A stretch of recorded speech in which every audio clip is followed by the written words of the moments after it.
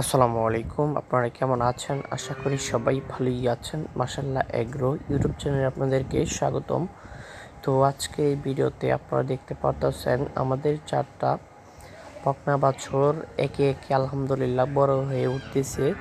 তো মূলত আপনাদেরকে আজকে বলবো কোন বকনা বাছুরটি কী জাতের এবং কোনটির কত মাস হয়েছে। আজকের এই ভিডিওতে আপনাদের মাঝে আমি আলোচনা করব। তো দেখেন আজকের আবহাওয়াটা অনেক ঠান্ডা কিন্তু হালকা রোদ আছে।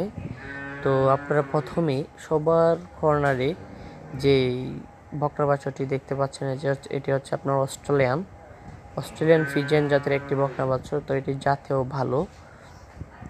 আর দ্বিতীয় নম্বরে যে বকনা বাছুরটি আপনারা দেখতে পাচ্ছেন সেটি হচ্ছে আপনার জার্সির সাথে ক্রসবিট আছে, জার্সির সাথে ক্রসবিট।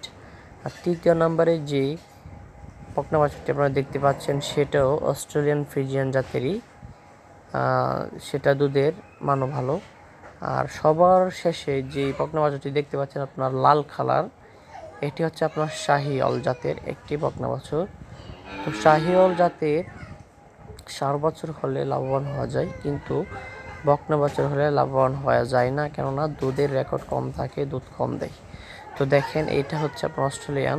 তো এটার মা হচ্ছে আপনার এই 3 নম্বর গাভীটা হচ্ছে এটার মা।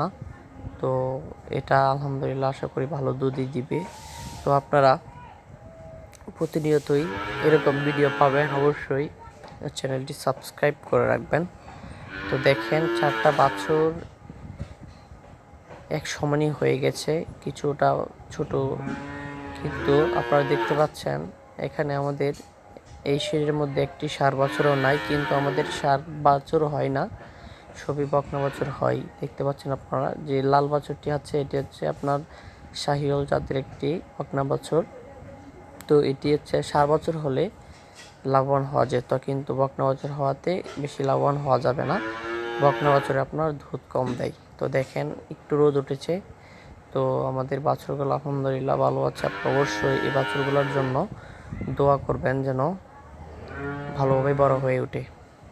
তো আপনারা প্রতিনিয়ত এরকম ভিডিও পাবেন, আপনারা অবশ্যই আপনারা এই চ্যানেলটি সাবস্ক্রাইব করে রাখবেন। তো আজকে ভিডিওটি দেখে আপনাদের অবশ্যই ভালো লেগেছে। তো সবাইকে ধন্যবাদ।